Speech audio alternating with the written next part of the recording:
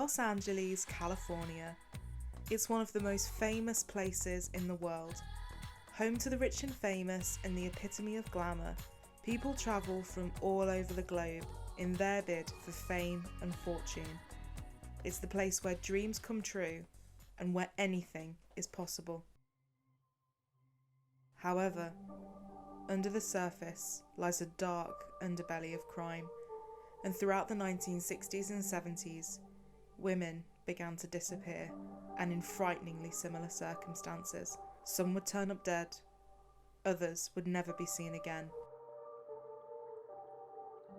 Today, we're looking at the disappearance of Robin Graham and California's missing women. Robin Graham was born on the 22nd of June 1952. Growing up in Echo Park, Los Angeles, she lived with her parents Marvin and Beverly. She was a small girl, around 5'6", weighing 125 pounds, but she had a big personality and an even bigger heart. She was a bright student and graduated from John Marshall High School, and this hard work continued as she began attending Pierce College, as well as working at Pier 1 Imports in Hollywood. Along with balancing work and school, she was in a loving relationship and had a busy social life.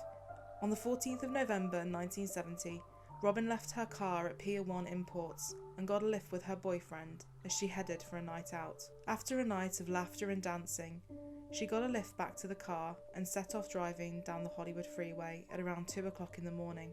Just minutes into her journey, her car stalled near the Santa Monica Boulevard off-ramp. Seconds after pulling to the side of the road, California Highway Patrol officers came to her aid. They offered to call the stranded Robin a tow truck. However, she politely declined and instead used a phone box to call home. Her sister passed the message on to her parents, and they said they would be there as soon as possible. The patrol officers decided to loop round and double check on her. She was back at her car and told them that she had contacted home and was waiting for her lift. Happy she would soon be off the freeway, the officers carried on driving. Upon their third time of driving past Robin, they saw a light blue Corvette parked behind her car, and she was talking to a man.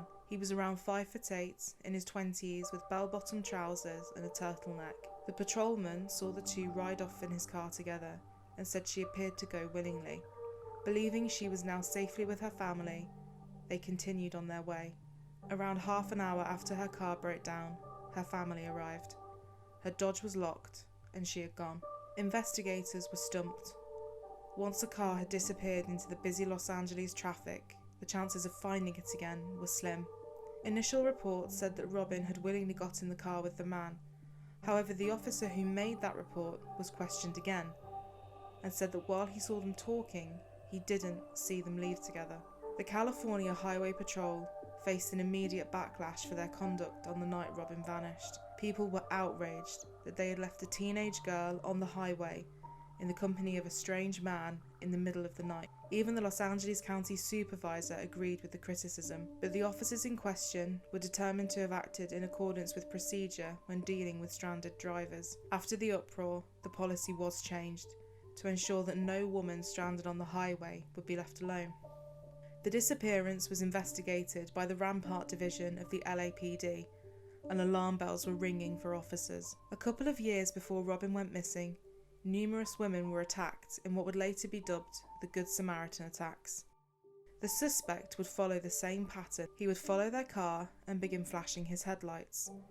When they pulled over, he would approach them, saying he noticed a problem with the back tyres, and when they were off guard, he would attack them.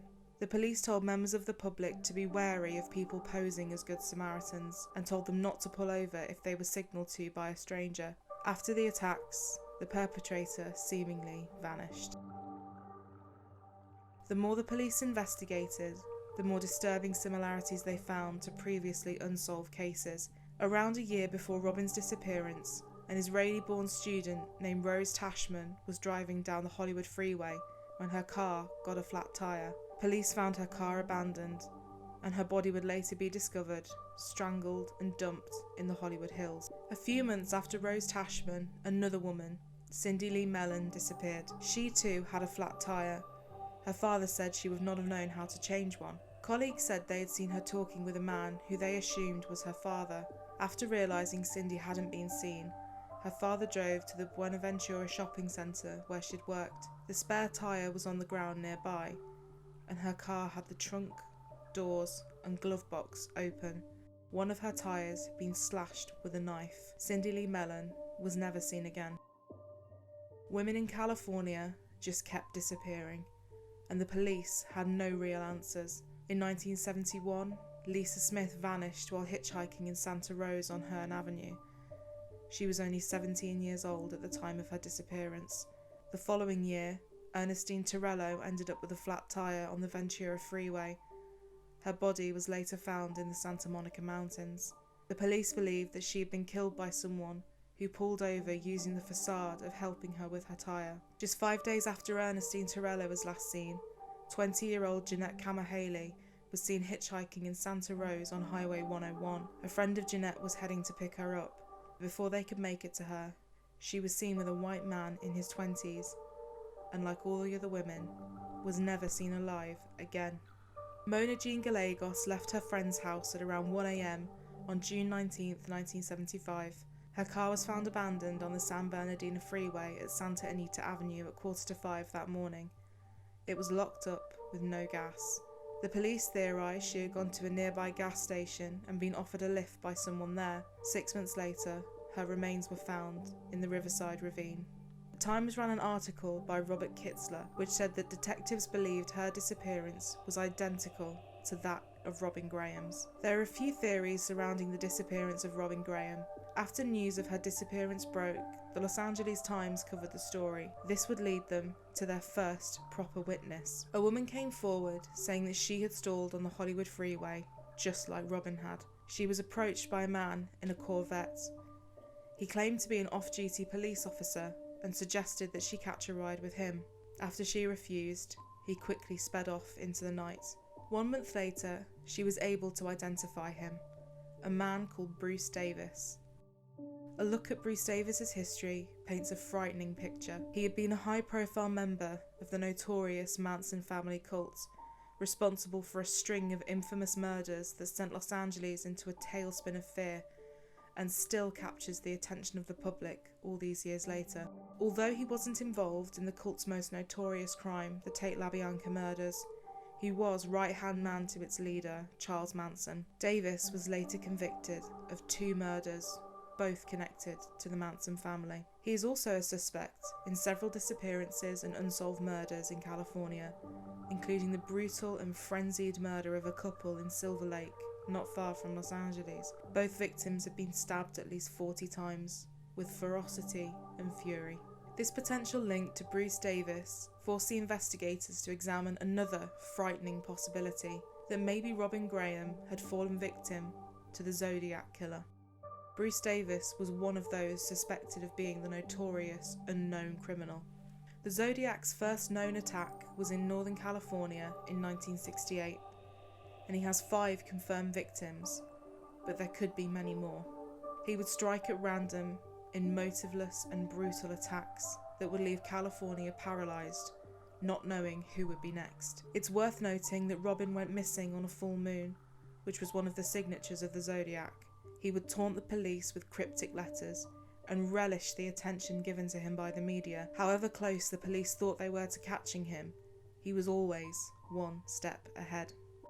This potential link to the Zodiac took the police back to the previously unsolved Good Samaritan attacks. Kathleen Johns was driving to San Francisco with her young child, 8 months before Robin Graham's disappearance. A car came up behind her and began to flash the headlights. After pulling over, a man got out of the car and said that her back wheel was wobbling and offered to fix it for her. Instead, he loosened it, and as she tried to drive away, it completely came off.